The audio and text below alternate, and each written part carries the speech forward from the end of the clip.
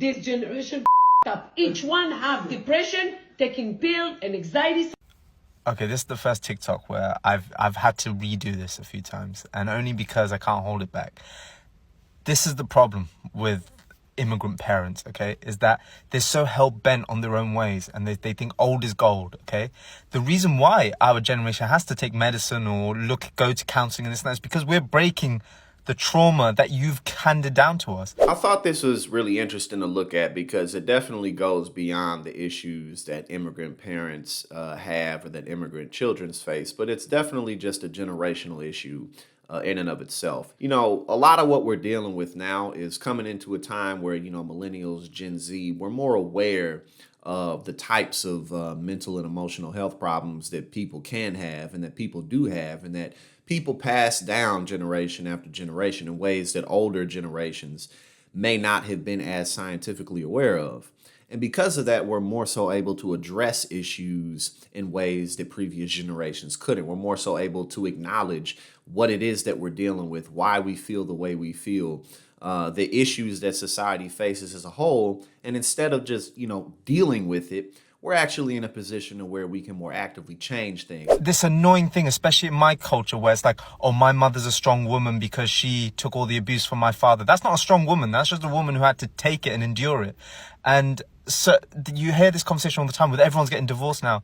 Good, because people now have the freedom to get out of something that's not serving them. I think that that's one of the beauties of modern times, is that even though, you know, there's always ups and downs, we have access to so much more information, and it's so much easier for us to connect with like-minded people. And because of that, I have hope that we'll continue to make our country and this world a better place for people who are suffering with mental and emotional health problems that often do go unnoticed and that really, really prove to be detriments to people's lives.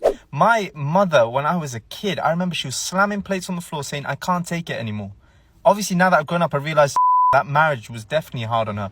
My grandmother was beaten by her husband every day. My father had to witness that stuff. And then my father carried that on, he never once touched my mum, but like beating his own kids. So this thing always trickles down. And yes, it will get to a stage where one generation will be like, enough is enough. I'm going to stop this. I'm going to put the work in. And I don't even know why I'm getting upset.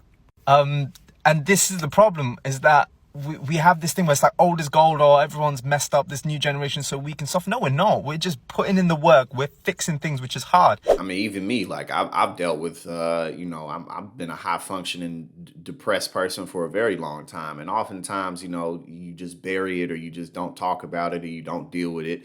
You get high to cover up the feelings, or, you know, you just kind of keep yourself really, really busy with work, or you distract yourself. Oftentimes so much to the point where you may not even know. You may not even notice that you're depressed. You may not even notice that you really got some things going on internally because you keep yourself so distracted, and then you just get used to not dealing with the problems. And now that I'm 30 years old, I'm old enough to see how my own personal issues have impacted my life, even if it's not like in ways that, you know, my issues don't destroy my work life. They don't destroy, you know, areas of my life, but they do have, you know, real impacts. But again, because of the times we live in, it's more acceptable for me to pursue help than it would have been for older generations who just bottled everything up inside, even though it's still difficult for me as a man living in the type of society that we do to even acknowledge that I'm depressed. I'll be honest with you right now, it's very easy to punch someone, to hit someone, to get mad.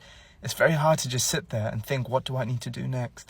And every counseling session I go to, there's so many moments where I'm like, my father should be here. This shouldn't be me. That I have to take on all this responsibility and all of this pain to fix the problems that they caused. And this is what immigrant parents do. Yes, it's beautiful. It's great. You guys gave us so much. But you guys also have to accept that you've given us this bad thing as well. So this is the thing. And I hate this because so many young people are going to watch this and be like, oh, I need to be more grateful. Yes, be grateful to your parents. My parents are amazing. But also you have to acknowledge that there are things that they have done wrong, and they need to look into that. And I honestly hate posts like this, because if my father wasn't as stuck in his old ways, I think I still have a dad. So, you know, I think that, you know, when we look at different types of change in demographics, like people getting married later, people getting divorced more, like you pointed out, that's not that can't just be pointed to a bad thing. Or people just don't want to commit anymore. Well, what if they're getting beat? What if they're in a horrible relationship? What if they're in a situation that just really truly isn't serving them? You know, I was lucky enough to grow up in a household where my parents got along relatively well, but you know, my father came from a very abusive household. My grandfather was an alcoholic, regularly beat my grandmother. They were always fighting. You know what I'm saying? They stayed together, but I mean, what was it really for the best? I don't know. I mean, you know, my father suffered greatly for that, and he turned it around, and he wasn't the same, but